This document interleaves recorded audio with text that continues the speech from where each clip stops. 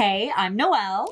And I'm Marisa. And if you're new here, Noelle does call me Pete. So she'll be referring to me as Pete throughout this episode. And welcome back to Take It Home. Woo! Yeah. Yeah. Okay, today our sip of the week. We're back to alcohol, you guys, because we want to have a silly night. Yeah. We had done a couple non-alcoholic drinks the past few episodes. So we figured it's time for something else. So tonight we are drinking Limoncello Spritzes. Mm-hmm. Cheers. Cheers. Eye contact. Eye contact always. Yum. One of my favorite drinks. I have a newfound love for it. It's so good. So I made these and I'm going to post a TikTok video of how I made them. These are made with 3 parts Prosecco, 2 parts Limoncello, 1 part soda water or club soda. Are they the same thing? I think so. Okay, well, 1 part club soda. I don't know. And mint and lime to garnish. However, we also put lemon juice. We also put lemon juice in them because we did have a sip of them earlier and they needed more lemon juice. Yeah, I needed the tangy, the tartness to cut the sweetness of the limoncello and like the strong flavor of alcohol. It just needed the acidity. So add some extra lemon juice if you like that. I needed like a tart flavor. I don't like when things are too sweet. No. Me either. Well, not a drink at least. No, not a drink. Anyway, that's our sip of the week. It's perfect for summer. Yum, yum, yum. Summer's coming to an end. I know. It's late August right now as we're filming. Ooh. But I'm ready for fall. I am too. I mean, I'm ready in certain ways. I'm ready for the fall vibes and change in general. Just ready for like a new season, a new vibe. I love fall. It's one of my favorites. I'm not ready for cold weather. Heard. But the weather right now is like perfect. It's cooled down a little bit to where it's not like hot New York City. But it's like, high 70s is the high. And then it gets a little 70s. High 70s. It gets a little cooler at night. So it's kind of perfect right now. And I hope it lasts a while. It does feel really nice outside. I took a walk today and I was like, it's like fresh air. Yeah. It does feel like fresh air. Because this summer was hot, like too hot.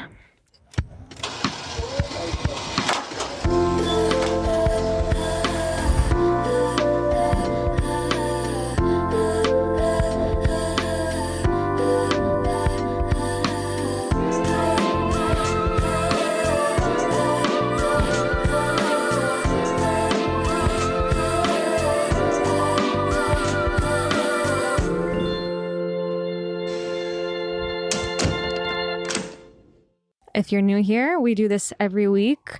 We talk about something that made us smile this week to kind of put gratitude into practice and be positive, spread joy. Okay, you go first. Okay, so my thing that made me smile this week was I saw an off-Broadway play with one of our besties, Andrew. Shout out to Andrew.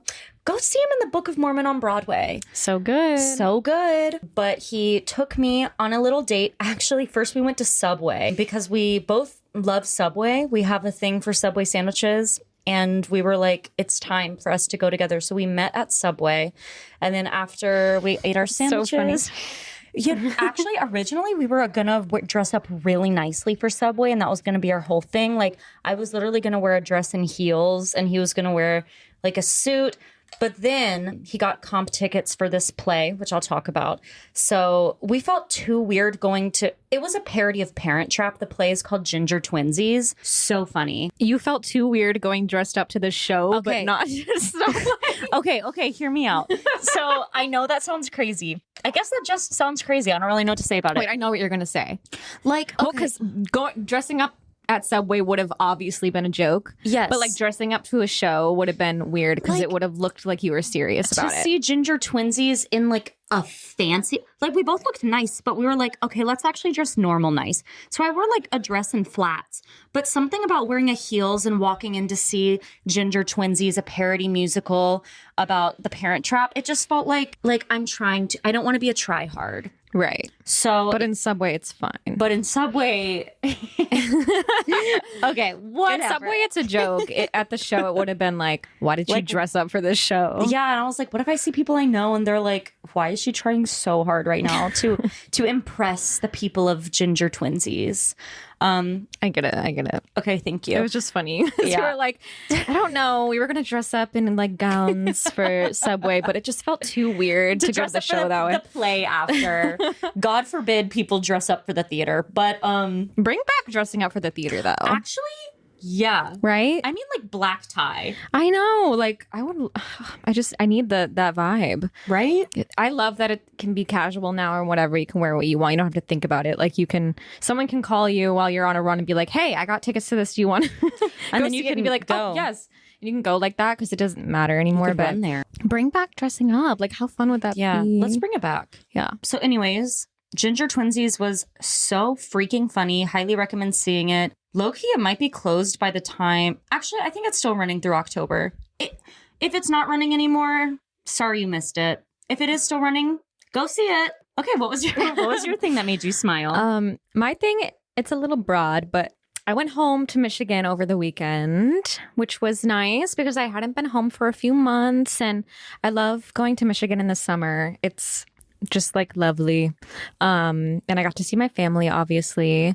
And it was a good time. And my sister moved into her apartment, her first like actual apartment at school. So I got to go there and see her apartment and just like spend time with family and see my dog, which was great, of course. Just spend time at home because I'm probably not going to go back there until like the holidays. So I needed to make a trip before fall came. Yeah. Oh, family time is so nice. Yes. Just like going home. Mm-hmm. Yeah. It really is. Just like, it feels like a reset in a way sometimes. Also, Lily's apartment room looks so nice. Yeah. It's so funny. Like her apartment in Michigan, it's so big and like, it's so nice. And like our apartment is nice too, but I'm like, oh my gosh, the difference of like New York size apartments to Michigan is like, dude, our so apartments funny. at Elon were so that too fucking nice.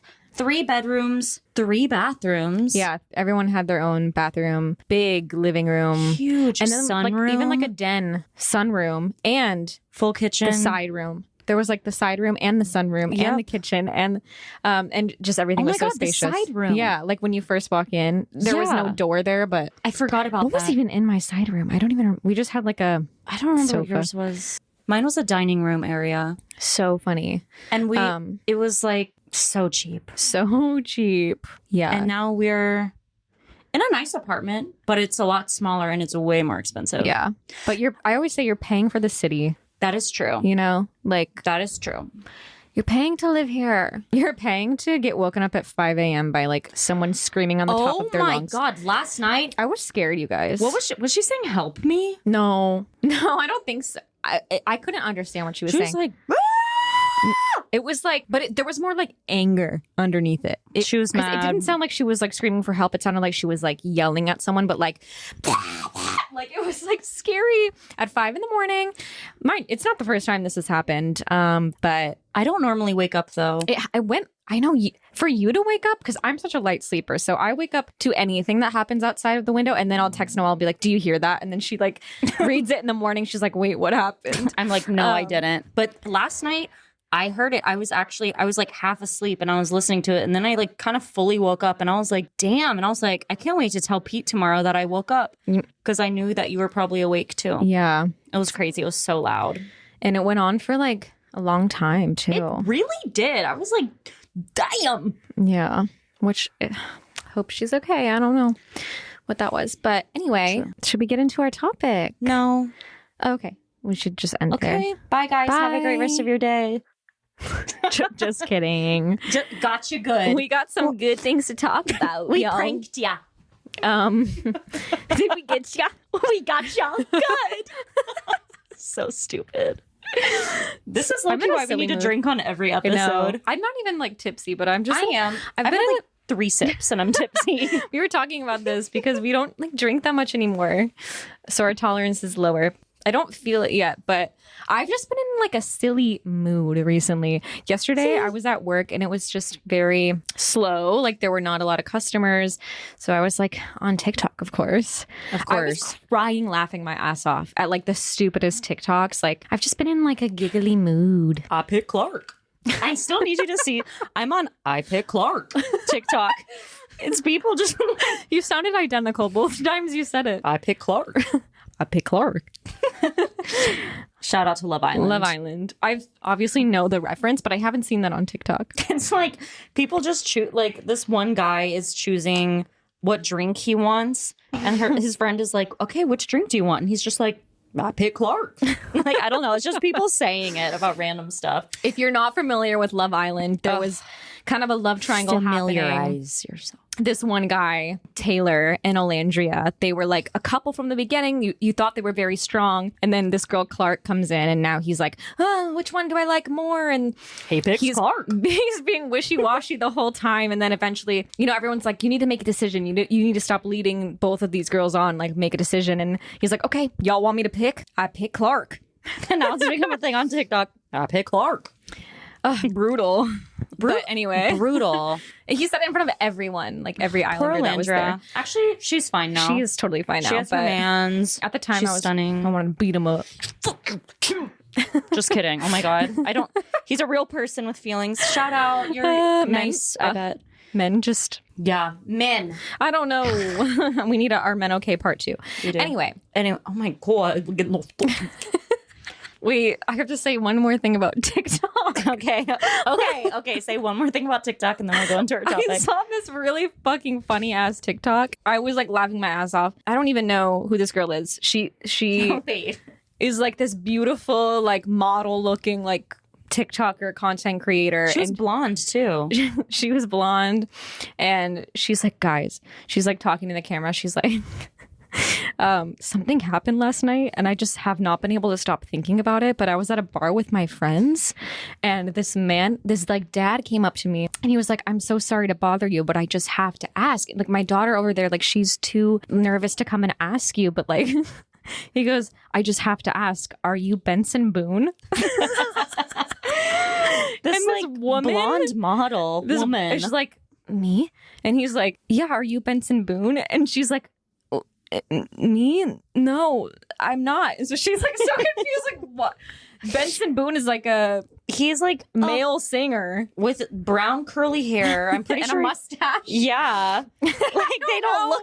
I just want to know what was going through that man's head, or like the daughter's head. Like, were they confusing Benson Boone for something else? Or was the daughter trying to get prank her dad by being like, "Oh my God, go ask her if she's Benson Boone." Honestly, that's so fucking funny. But I was watching that TikTok all alone at work, tears streaming down my face because I was just imagining like being in that position, like us at a bar and like someone comes up so dead ass like, are you Benson Boone? I would like pee my pants. Anyway, I've been in a silly goofy mood ever since she saw that TikTok. Ever since I saw that TikTok, crazy. I've been laughing.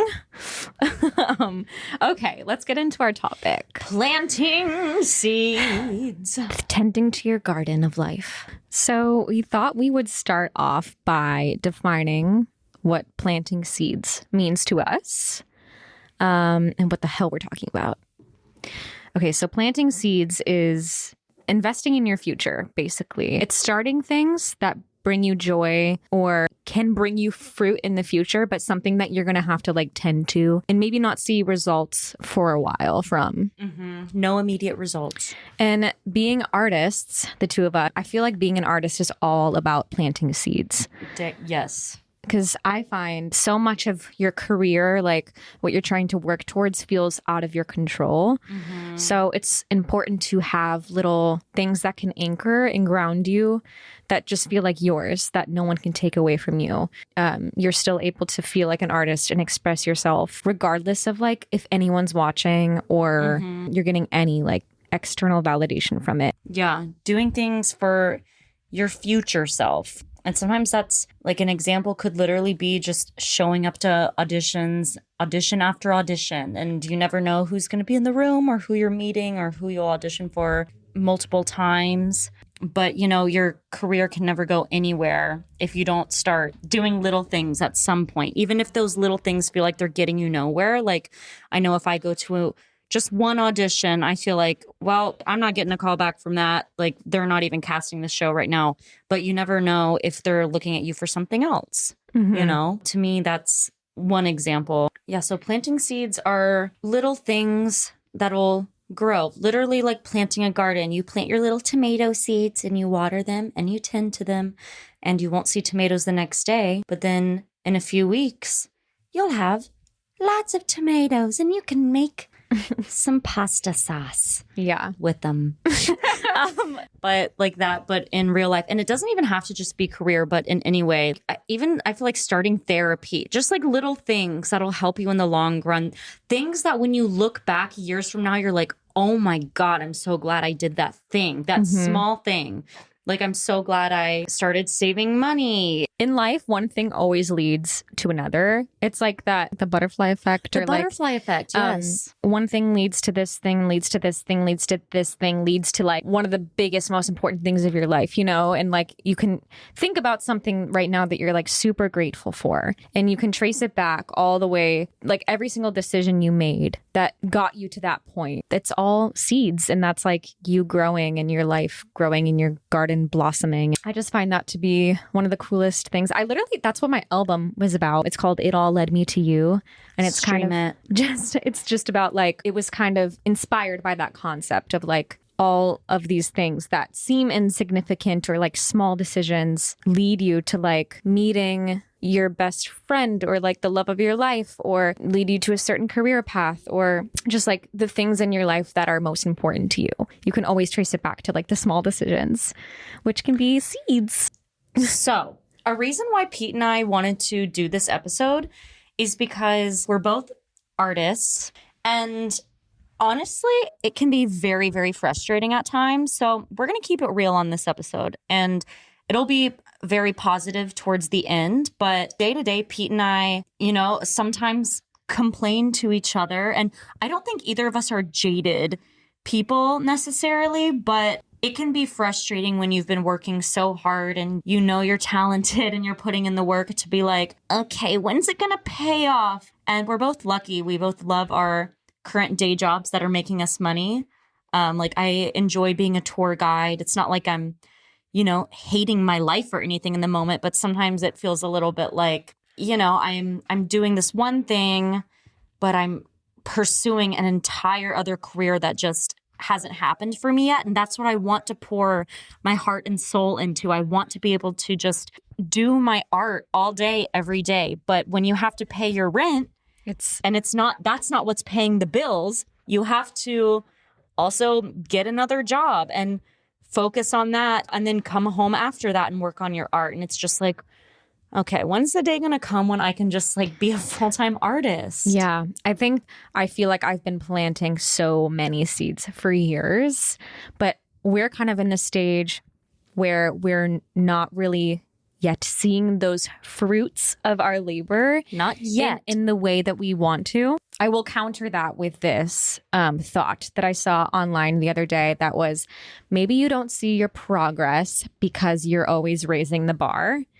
And that really resonated with me because, yeah, we all have these like big goals and dreams. And sometimes we can be so focused on that one thing or like a finish line where we're not really noticing in all the small ways we've grown and changed. Like thinking back to just where I was a year ago, 2 years ago, 3 years ago. When things just become a part of your reality, it just becomes your normal. So it's really easy to forget, oh, a year ago, this is something that I really wanted, or I really wanted to be better at, or I really wanted to achieve or pursue.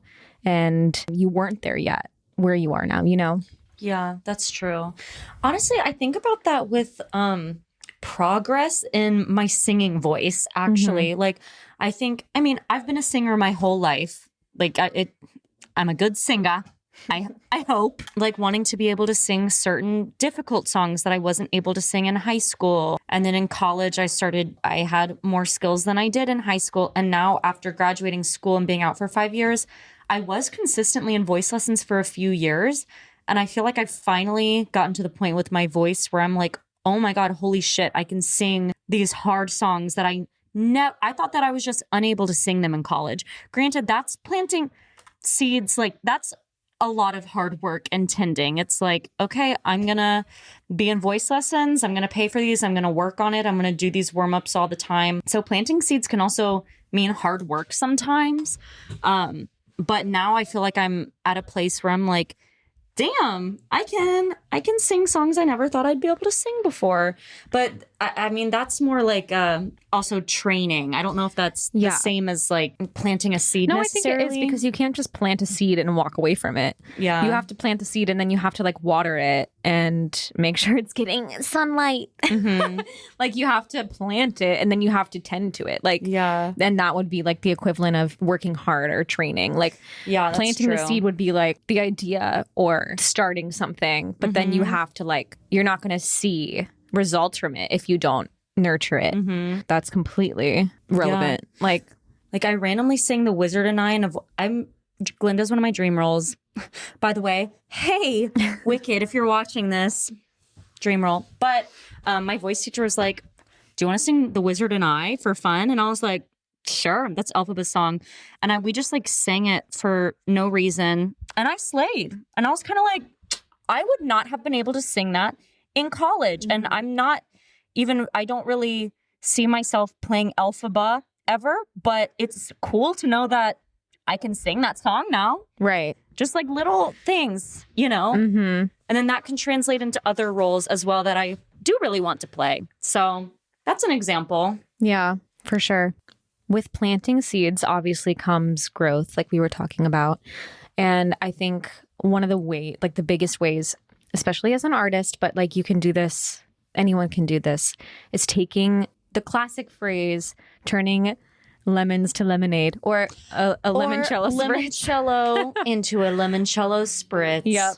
Taking your quote unquote bad things and turning them into something that, like a lesson or a piece of art or something that you can learn or benefit or grow from. Some of the songs that I'm most proud of that I've written have come from like some of the hardest things I've gone through. I think an example for me is in my eye patch era, I call it, where I was in an eye patch for like 6 months. I was obviously going through a really hard time. Well, actually, I'm going to take it back a few more years. When I first moved to New York City, I was working at Lululemon, and I had a coworker who did a solo show in the musical theater world. That's pretty much where you do a concert by yourself and sing a bunch of different songs that you enjoy singing, and it can either have a story behind it or it can just be songs you want to sing for fun.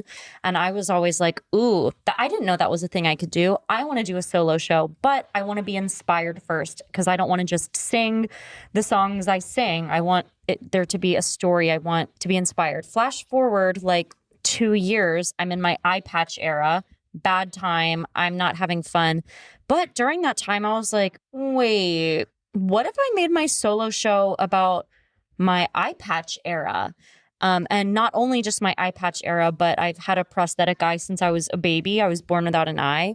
So I was like, why don't I just tell my life story through song? Although that time was so hard, I was very inspired to finally share my story. So honestly, thank God for the eye patch era, because then I wouldn't have done my solo show. And my solo show planted a seed for me in the producing world. I realized that I love putting shows together. So I produced the show all by myself, meaning I pretty much was the one behind everything. I was like, I emailed the venue wanting to do it. I put everything together.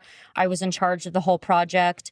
And then I was like, I want to keep producing shows. This is right up my alley. A few months later, I have the idea to do a Night of New Works, which now the third cabaret for Night of New Works is coming up. This will be the third performance of it. But it's pretty much a cabaret with a bunch of songs written by composers who maybe haven't had an opportunity to get their work out there before.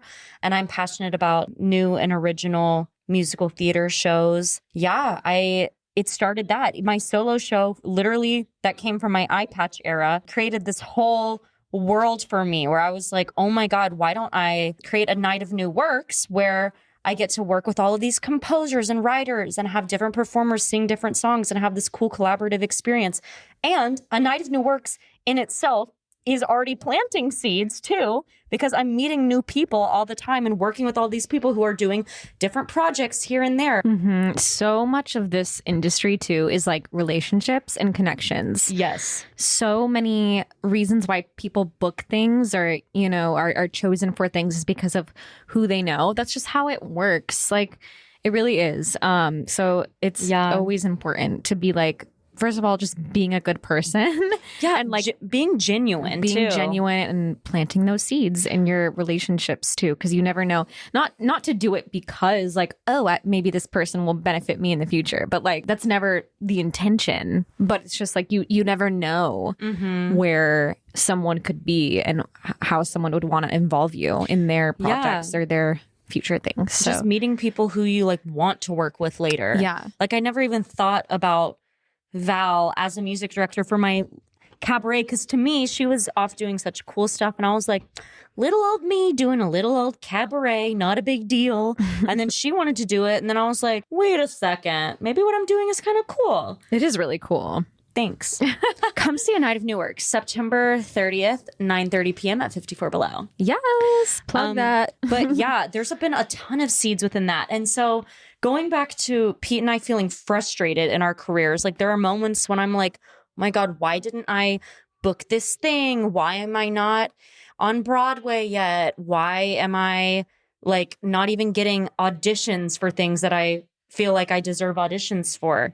But then you take a step back and I'm like, maybe the reason why I haven't booked some of these things yet is because I'm meant to do A Night of New Works and I'm meant to collaborate with all of these cool people and put these shows up. And maybe Broadway is later in my journey. Yeah. Or maybe not at all. I mean, I know this is such a cliche, but like the phrase, what is meant for you will not pass you. Like I truly believe in that. I mean, obviously, like if something is meant for you, then you're going to have it. And I think so much of my life right now, or just like the phase I'm in, has been of just like loosening my grip on everything that I want, quote unquote, like, because I don't know, like, what do I want? You know, I know how I want to feel, but you can like achieve your dreams and it may not bring you what you thought it was going to bring you. So like trusting and like the timing of everything and how if it's meant to be yours, it will be yours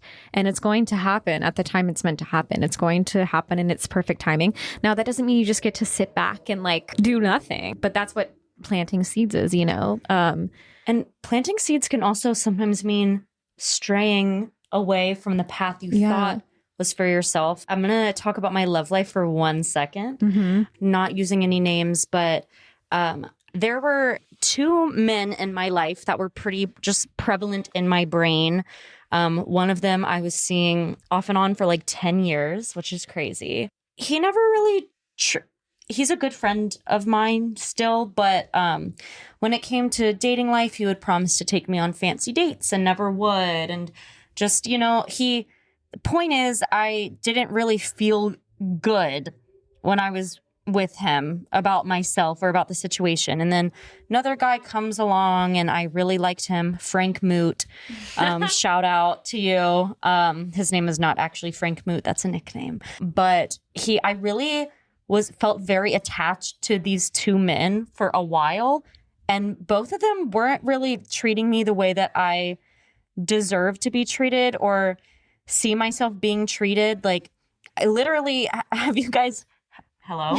Have you heard of the saying, like, when people are like, my husband would never. Yeah. Like, my future husband would never. That's how I felt about both of them. My future husband would never talk to me the way either of them talks to me. That is planting a seed because someone's going to end up being your husband in the future. And like, if that's what you want. If the habits.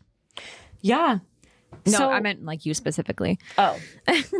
But yeah, if the habits that they have are happening now, like, I don't know, like it's not going to change. So earlier this year, I had always kind of thought the guy that I was seeing for like 10 years, I was like, eventually, like what'll end this is when I meet my person and I'll meet my person and then that'll be it and I'll know. And then guy I've been seeing for this long, will just fizzle out.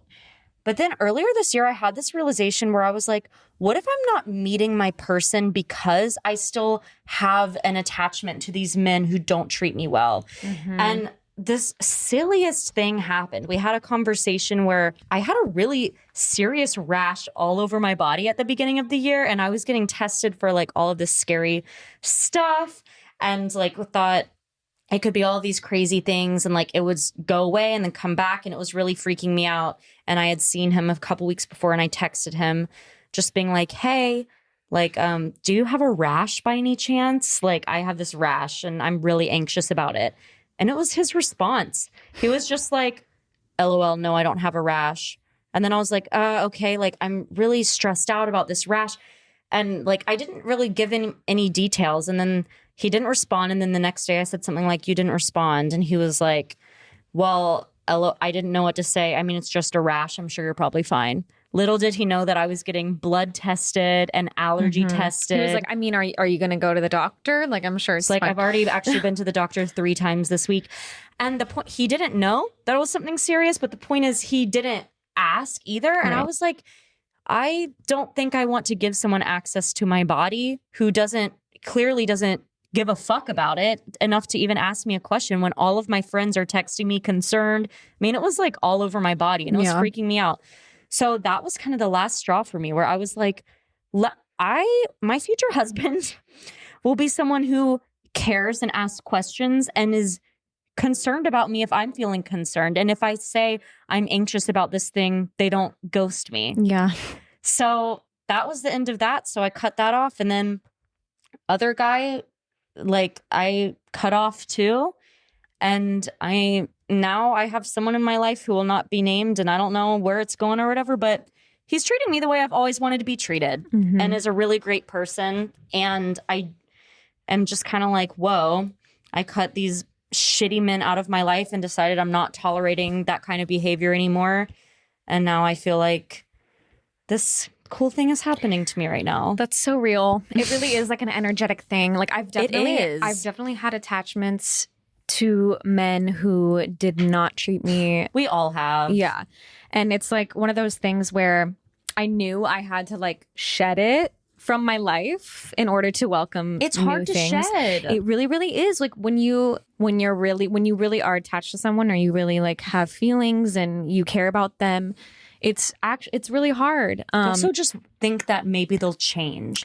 Oh my God, you're always like trying to see the potential. But it's years. Literally thinking about the future husband thing is so real, because sometimes when you're just like in the moment and you're like, there's this person I really like, I really have fun with them, I just really like them, it's kind of hard you're not thinking about your husband, you know? But when you do think about that, it's like, would your husband treat you that way? Like, do you want to look back and like my husband will never gaslight me when I'm stressed out about a health issue. Yeah. And be like, LOL, like it's just a rash. Like, I'm sure you're fine. Yeah. Like, I think it's one of those things if you have never been treated the right way, you don't really know what you should be expecting from people. Yeah. I think, you know. And I think all of that, like planting seeds in your love life too is literally a thing. Like, I feel like me cutting people off was planting seeds. Like, I just decided, and it took me like literally 10 years to stop seeing this one person, which is crazy. And we were off and on. Like, it wasn't like we've never been fully exclusive, but he's someone that, you know, had a hold on me, and I, you know, whatever. But I think cutting that off, I thought earlier this year about like what I actually really wanted from a future partner. And I'm like, I'm actually very content with being single. I've been single for a really long time. I'm very independent. So like, why don't I just actually enjoy my singleness and independence and not have someone stressing me out on the side? Yeah. Or making me upset or making me feel like I'm not worthy enough. Why don't I just actually be single? Especially being single and having a man stress you out at the same time. What is the point? Oh my God. Like, they're not even your boyfriend and they're stressing like, you out that is so much. It's like,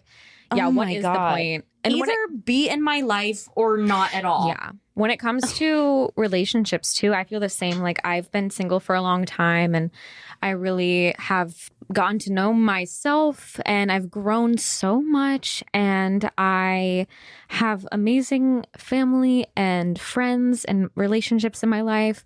And I love spending time with myself, and I've built a life for myself that I love, and I have my passions and hobbies and all, like I don't want anyone unless they're going to add to that. Like, yeah, there's no reason that I should be stressing out about someone. no. But like, it's weird because I feel like I've never really had that balance of like, you're really into someone and there's like the passion there, but also it's like super healthy and I'm not having to question things. And when you have never had that before, it's really hard to, sometimes when you haven't had that, it's hard to know any different.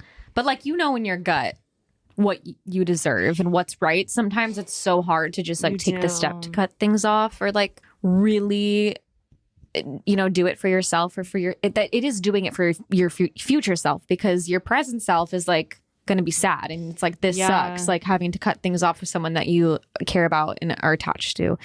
But it's for your future self, because you know that you deserve better. And like, and so that's so real. Just any kind of relationship too, like friendships too. I've noticed. The same thing goes for friendships. And it's so prevalent too, I feel like, in this point of your life, like your mid to late 20s, like this is when your friendships really start to shift. You really, people start growing or not growing, or like growing in different directions, and people are busy and things change. And I think cutting out people or accepting if your relationships, if you're drifting away from someone, just accepting that because there's probably a reason. Or if you're being more intentional about it, and like cutting people out that don't make you feel good, like that is planting a seed for your future self, and surrounding yourself with people who make you feel good and support your growth in your journey and like align with you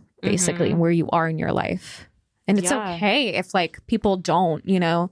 I think it's just a natural way of life, and it doesn't mean you have to like have animosity or like hate towards them. It's just like you can really care and love about someone, and it can be from a distance. I think when you have a clear view of what you want your life to look like, which I don't even necessarily have a clear view of what I want my life to look like. I know I want to make my money doing art. I know I want to be surrounded by friends who love and support me, and I love and support them. I know I want a relationship, a lovely romantic relationship where I feel secure and happy and loved.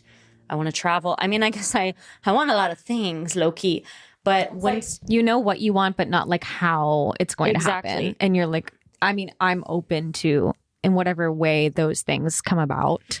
But then you do have to think of the little things that can either lead you to that happiness or straying you from it. So if you have like certain people in your life, and of course some relationships are more complicated than others. Like there are definitely, you know, some relationships in your life where you're like, this person, you know, maybe is frustrating at times or whatnot. But overall, there's someone you are choosing to have in your life, and you're just going to make it work anyways. I'm not at all saying cut every annoying person out of your life, because that's so not the case. I mean, friendships fluctuate. I've had some fights with friends who are my best friends today, and it's made us grow stronger.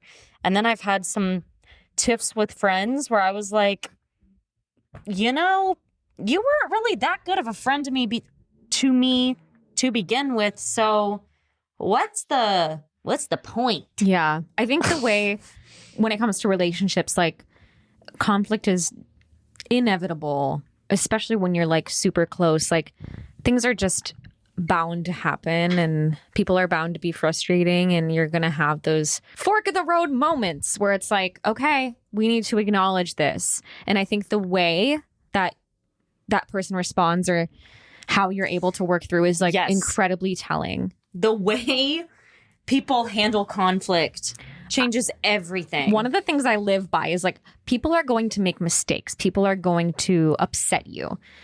That's all fine and dandy. That is inevitable. You're going to do, like, I'm going to do that, you know, to other people. The way that people respond to your confrontation or your hurt is everything. Is everything.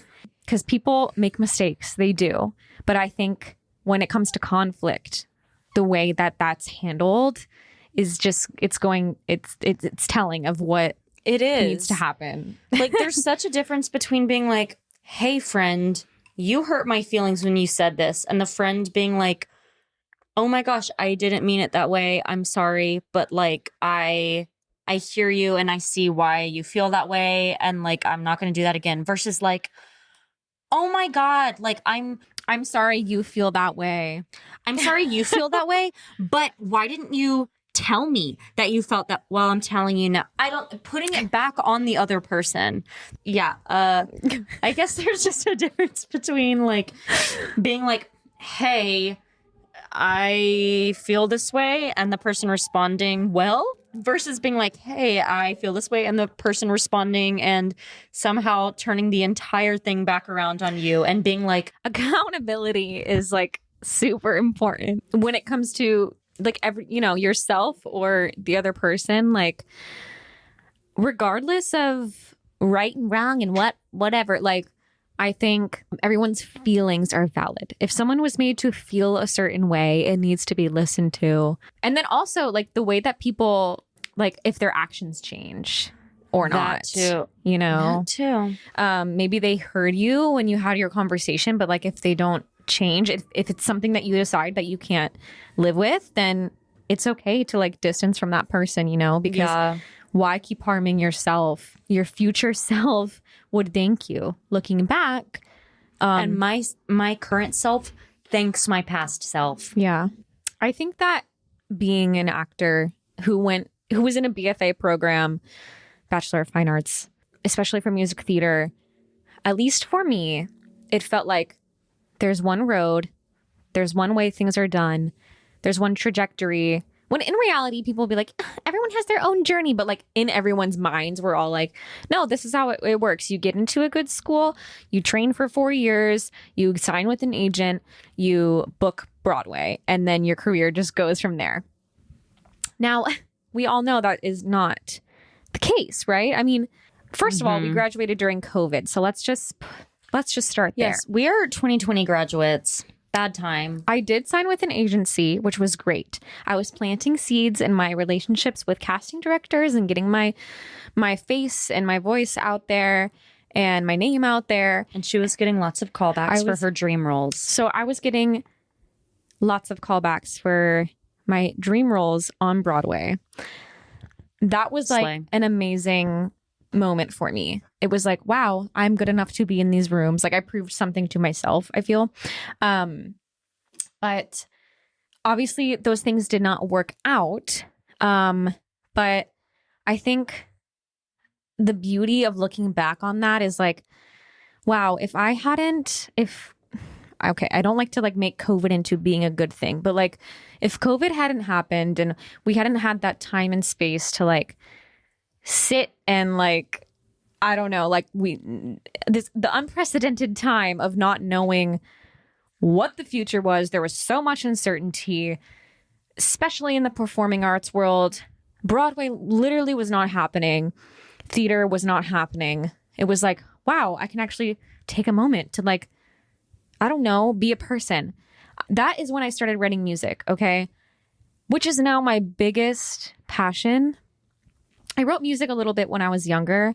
But I kind of, once I got into theater, I strayed away from it. And I was just so like, musical theater. Never thought I would start writing again. I can't even imagine if I hadn't, because now it's such a big part of my life. Yeah. But that was only, 5 years ago? COVID? Yeah. 2020, 2025.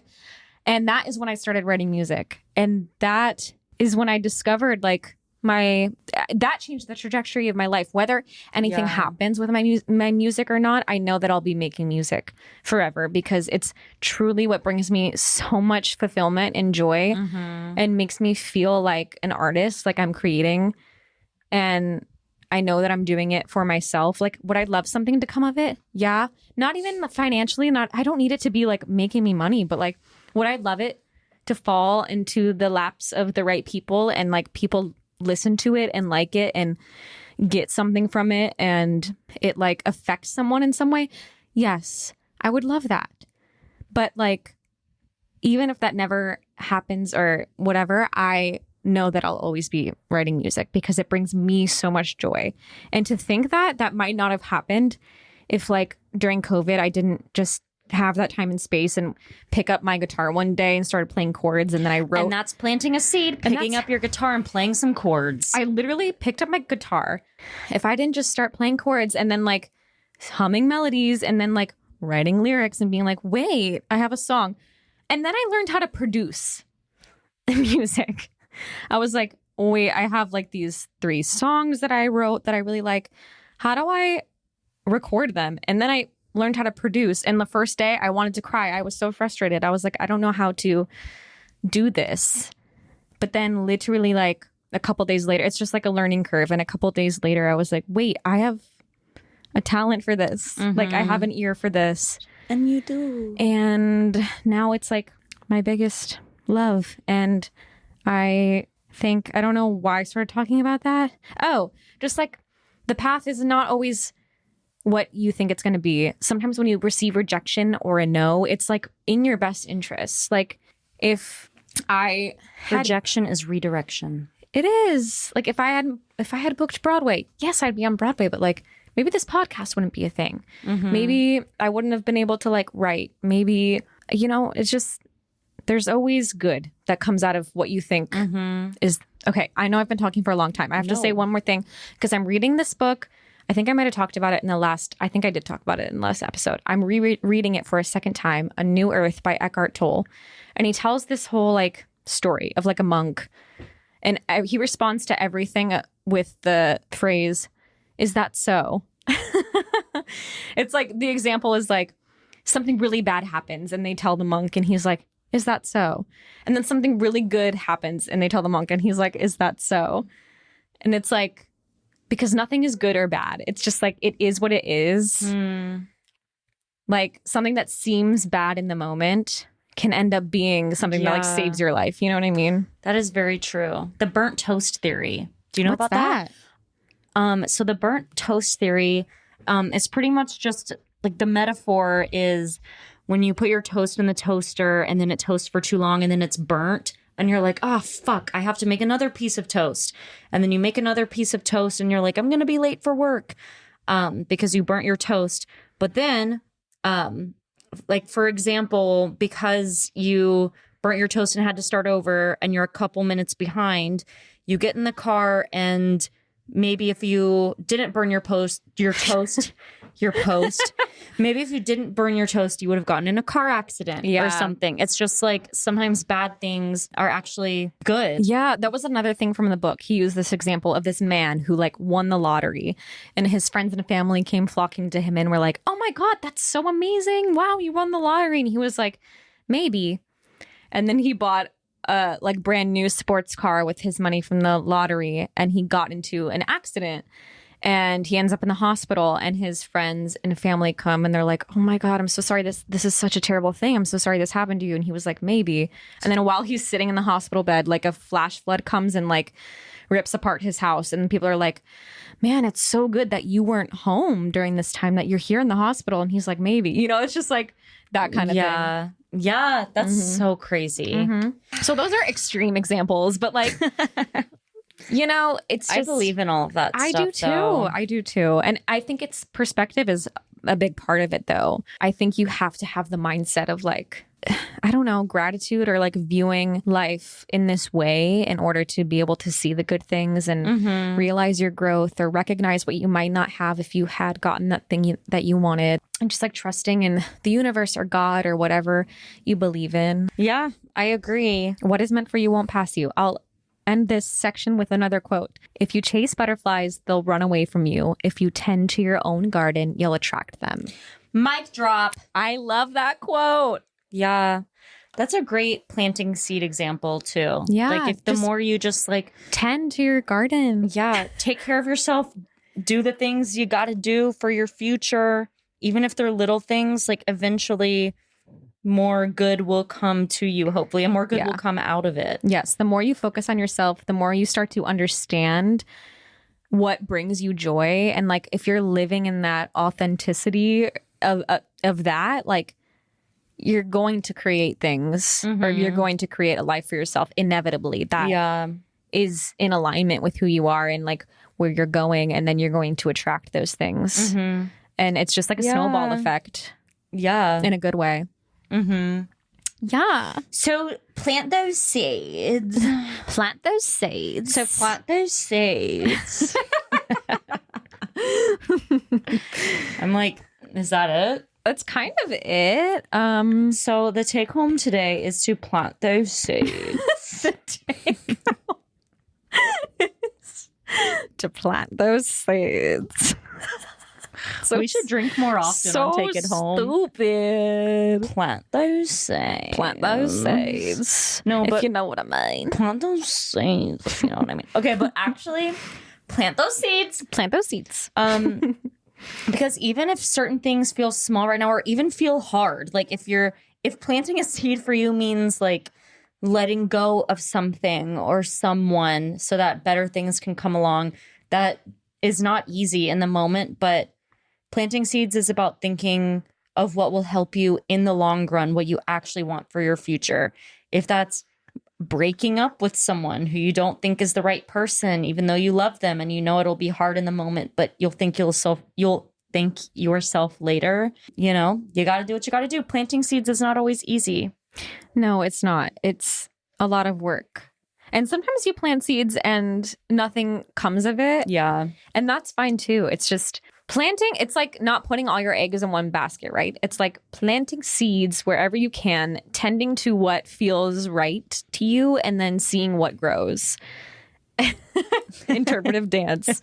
If you're listening, Noelle is like doing an interpretive dance basically. Right now. But yeah, plant those seeds. Plant those seeds. Plant those seeds. Wait, how do we say it? Plant those seeds. I don't even know. Plant those seeds. You sound like a frat bro. Plant those seeds. Plant those seeds. Whatever that means to you. It can be small.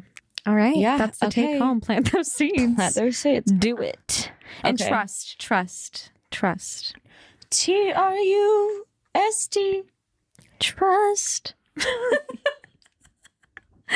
Okay. Okay. Should we do our listener write-in? Mm-hmm. Okay. Time for our listener write-in segment. This is where we give you some advice. We've had people message us asking us for our advice. We are not therapists. We are not psychologists. Disclaimer. Disclaimer. We're just a couple of girlies. Your questions will always be anonymous, no matter what. Our question today is: do you tell your friend that's in love and in a serious relationship that you hate their partner? I think it depends.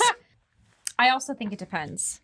If you just don't like the person because you don't vibe with them or you're not fond of them, that's one thing. Maybe that's more about you. I think if it's about the way that they're treating your friend, Yeah. and you are seeing toxicity, Mm-hmm. then I think it's important to bring that up to your friend, but maybe not in a way of like, hey, I don't like your partner, but more like, I don't like the way they treat you, or I don't like this person for you, or I'm worried about you. Yeah. There's a difference between someone who's a bad partner or a bad person versus just like someone that you wouldn't prefer to hang out with. Like if you just think like their sense of humor is annoying, if they're an annoying person, that's one thing. But if you think they're a bad influence on your friend, or a mean bad person, or if it's like a scary situation, then you should say something. 100%. Now, should you expect that they receive that well? No. Like, I think that it's a super sensitive subject. Mm-hmm.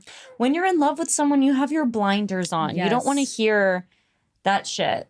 And that's why I think if you're going to approach that, it has to be in like the most gentle way. It could almost be like a question of like, hey, I noticed this. Like, how does that make you feel? Like, because I'm just like worried about, you know. Mm-hmm. So yes, I think it is important to say something, but it's all in the way that you do it, and then also don't expect the outcome you want from that. Don't expect anything from anyone ever. Is what I've learned. Mm-hmm. Yeah, like you can share your opinion, but don't, like, your friend if this partner is actually bad for them, your friend will have to realize it for themselves. Exactly. I think you should say something if the partner is actually toxic or a bad person or bad for your friend, but you don't need to do much further than that unless it's like super serious and you think there's a way you need to get involved. But if you just think they're like a shitty partner, you should say something. I always bring up Mel Robbins. I feel like you guys every episode, but the let them theory, I'm telling you, is life changing. Basically, it talks about how if someone is going to change, I'm holding up the let them theory book. It was next to me. Change has to come from within that person. No change is going to happen no matter how much you care about that person, no matter how much you tell them you think you know what's best for them, whatever. Nothing's going to happen unless that person realizes it for themselves. That person takes the initiative to make the change. Nothing is going to happen. So you can plant the seed in their brain of, hey, maybe this isn't the best situation. But then what they decide to do with that from there is up to them. And I would not break your back over that, because at the end of the day, it's not worth it. People are going to do what they want to do, and they're going to live the way they want to live, and they're going to make their decisions, and they're going to have to learn their own lessons, sometimes the hard way.